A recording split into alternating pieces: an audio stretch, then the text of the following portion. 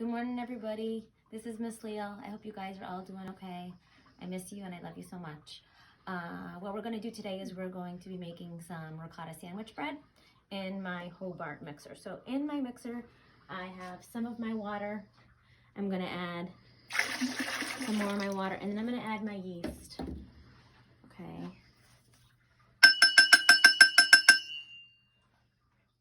I'm going to let that kind of get happy a little bit.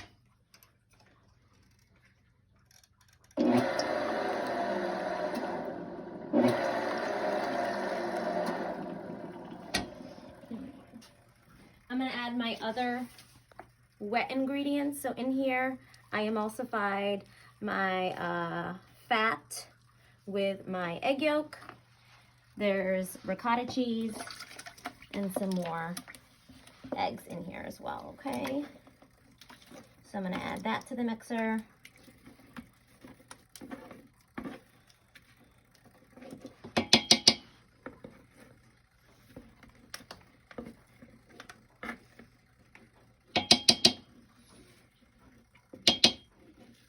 And typically I like to add the wet ingredients first because all of these stand mixers have that little notch in the bottom and you don't want your flour to get stuck in that, okay? So on top of that, I'm going to add my flour that I have already weighed out. And I like to weigh out my flour into old flour containers because just like you saw, it's really easy just to kind of like put it into your mixer without making a mess. All right, so I have my flour. I'm gonna add my salt on top of that. Okay, I'm gonna add my sugar on top of that.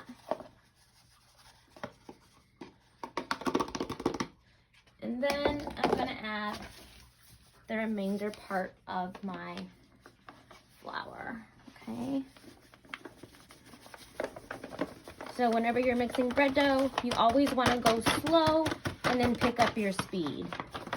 All right, I also have some backup water and flour to adjust the consistency of the dough. All right, and excuse my appearance today. The house is a little freezing, so I'm pretty bundled. Okay, so I'm gonna turn this on slow. I'm just gonna pulse it at first until it all combines.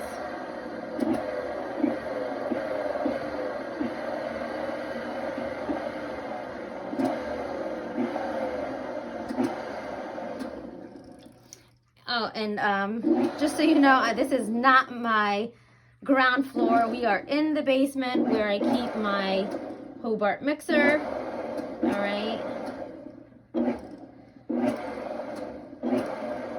Again, I hope you guys are all practicing social distancing.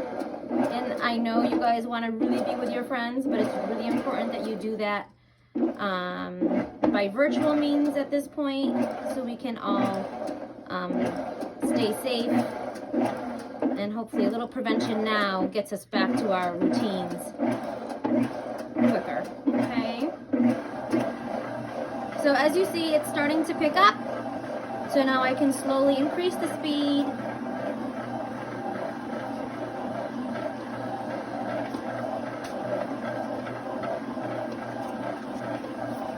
Now it's starting to form a ball, so then I'm going to pick up the speed.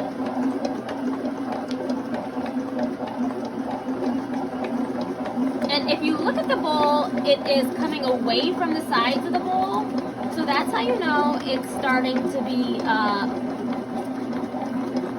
fully kneaded at this point. I'm just going to give it like another minute. And then you're going to see the consistency is really nice and soft. It should kind of be like the back of your ear. And it should all be the same consistency. As you notice, there's nothing on the bottom of my bowl. Okay, the dough is really, it's nice and soft, and it's not really kind of sticking to my fingers. So the dough is pretty much done at this point. All right, I am going to lower it, take the dough hook out, and then it has to rest for I would say maybe about an hour and a half or 2 hours. I say 2 hours only because my house is really cold today, so it's gonna need a little bit more time. All right, and then once we get to that part, we'll make another video. So see you in a few.